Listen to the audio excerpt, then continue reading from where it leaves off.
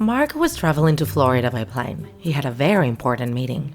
The promotion for which he had fought for so many years depended on that assembly. His work had become his reason for living. He had left his partner because he didn't want to have children with her. He wanted to continue advancing professionally and considered that creating a family would hinder his plans. It was Tuesday the 13th. He wasn't very superstitious, but lately every Tuesday the 13th he had bad luck. His car had left him stranded in the middle of the highway, which meant he could have suffered a terrible accident. Another Tuesday the 13th, a storm damaged all the appliances in his house. The refrigerator, the TV, the ceramic hob. Coincidence? He had never believed in those things, but it seemed that something supernatural was telling him to be quiet at home in those days. However, that meeting was immovable. He shook his head trying to get rid of the negative thoughts and handed his boarding pass to the airline worker. The other passengers were already entering the plane. The flight attendant began with the usual demonstration on the use of seatbelts, life jackets, and emergency exits. He already knew the entire audio of the safety message by heart, while the flight attendants performed the coordinated movements almost as if it were a dance. He repeated it in a low voice with the same words. This plane has 8 doors and 2 exit windows, 4 doors on each side of the plane and a window on each wing. They're all marked with the word exit. A few minutes later, the plane took off towards its destination. The trip would be long, so he took the opportunity to turn on his laptop and review several important points from the work meeting. He liked to have his work prepared. There was a reason he had earned his boss' trust. He knew that his priority was always the company. Suddenly, the seatbelt warning light came on. Dear passengers, we are going to go through an area of turbulence. Make sure your seatbelt is fastened and stay seated in your seats. Thank you. Seconds later, the turbulence began. They weren't exaggerated, but some people were starting to get nervous. Mark was used to this type of situation. It wasn't unusual for him to be in a different part of the world every month. So the only thing that bothered him about that movement was having to put away his laptop until the flight was smooth again. To his left was a woman of about 30 years old. He noticed that she was having a bad time. With one of the shakes of the plane, the young woman put a hand on his arm. Realizing it, she quickly removed it. Mark, with a sweet voice, told her that she had nothing to worry about. Turbulence was very common on flights. He asked her name, and her name was Anne. The young woman smiled knowingly at him, and just at that moment, the plane moved so suddenly that even Mark himself was scared. His courage dissipated as he remembered again that that day was Tuesday the 13th. His mother always repeated the saying to him. On Tuesday, neither get married nor embark. Did boarding a plane also count? He began to sweat and wiped his forehead with his hand. The flight attendants also had their seatbelts on and looked at the passengers from their seats, nervous and with forced smiles. A new jolt brought our panicked cries from the passengers. On the other side of Mark, next to the window, was another woman, this one about 50 years old. Very calmly, she asked the boy his name. Mark answered, and she asked him, Mark, do you know what is very good in these cases? Well, I don't know, madam. A parachute? The woman laughed. I don't mean that. I'm talking about horror stories. I know it seems crazy, but these stories help us forget what really terrifies us. Do you want me to tell you one? Anne, from the other side, looked at that lady as if she were crazy and squeezed Mark's arm tighter. Oh. The young woman hadn't answered when the lady began her story. Listen carefully. What I'm gonna tell you is a true story, and it's about a cursed plane. Anne said the last thing they needed right now was to hear about a paranormal plane. And suddenly, a new shake was generated that caused some hand luggage compartments to open. Several people screamed, but the flight attendants didn't get up to put the suitcases back in their place. Meanwhile, the woman on his side continued as if nothing had happened. This story was told to me by my grandfather, who was a pilot. As you can imagine, he has flown on hundreds of planes and to a lot of destinations around the world. But there was one particular plane that all pilots wanted to avoid. They called it the Boeing DMN. Many called it the Boeing Demon.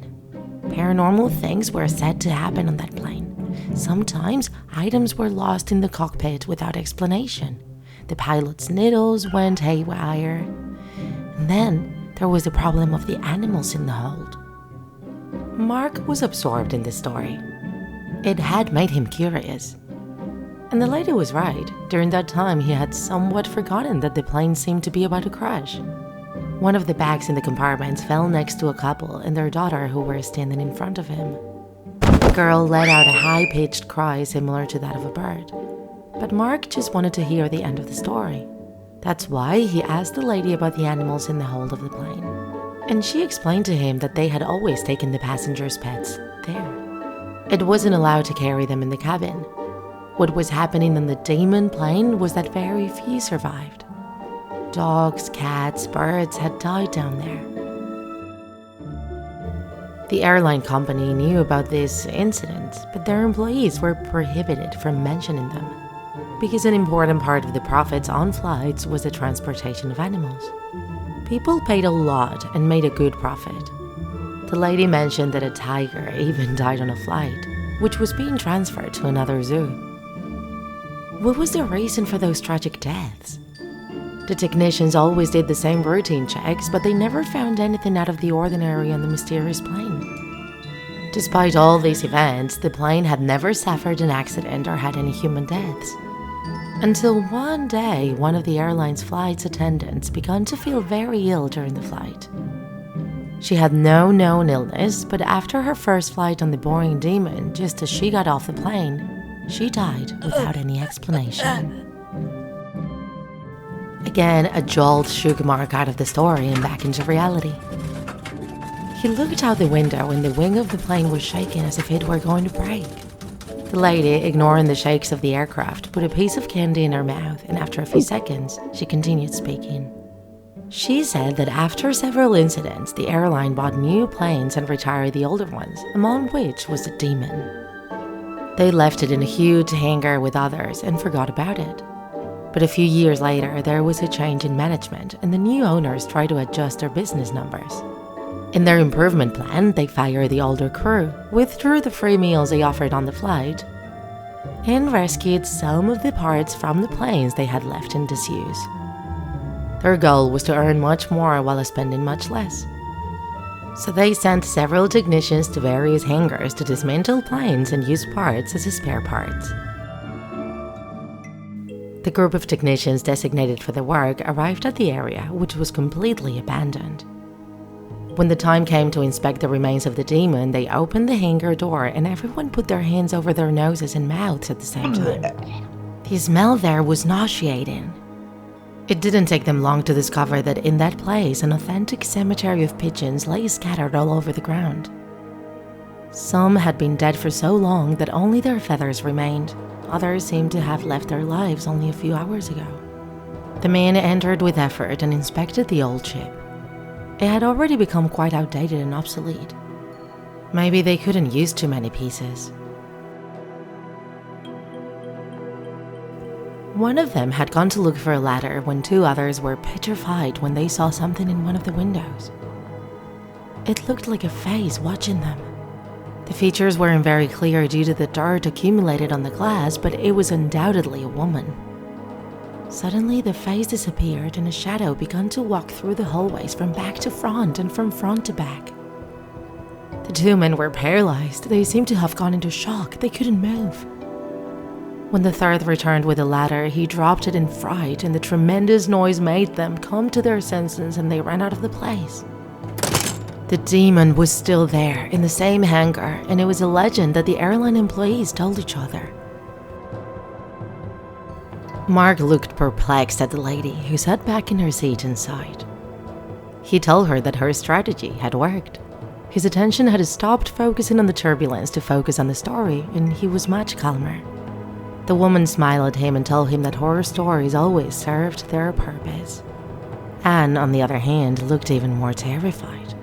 Mark looked at her face and she was so pale it was like he was looking at a dead woman. Despite the emergency light and the flight attendant's warnings, Anne got up and staggered down the hallway to the bathroom. The flight attendants desperately asked her to stay in her seat, but they didn't get up. Anne continued towards the bathrooms as if she didn't hear anything. The plane moved from side to side and the passengers closed their eyes and prayed.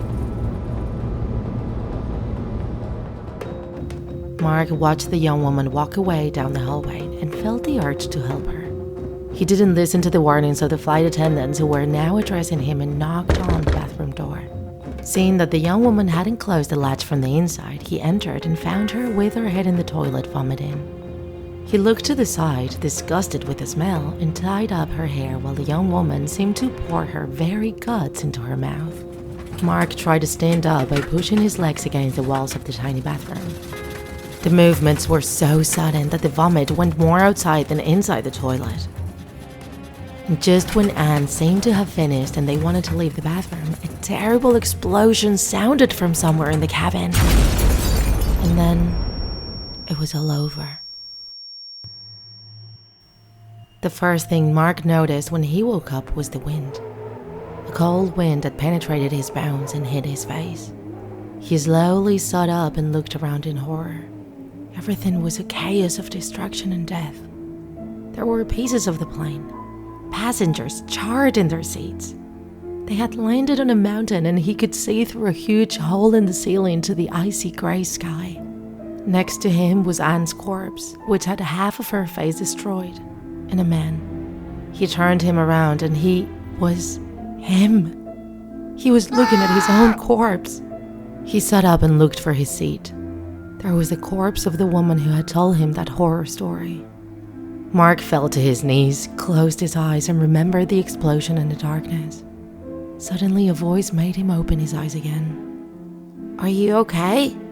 The lady had stopped being a charred corpse and was once again the woman he had met minutes before. She looked at him with calm eyes.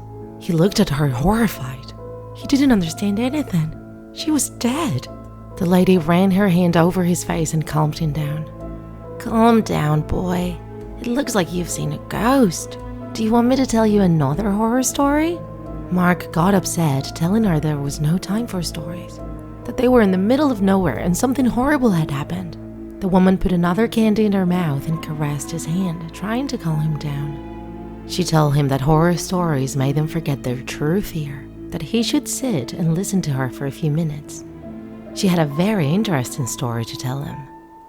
The young man, shaking his head and half gone, told her that he didn't understand anything, that very possibly they were dead too. The woman very gently placed a finger on his lips. "Believe me, Mark, I understand. I understand everything, and that's why I'm going to tell you a story. This horror story is about a cemetery." And before the young man could continue protesting, the lady began to tell the story. Mark was terrified, shaking and crying as the wind blew around him. He couldn't do anything but listen.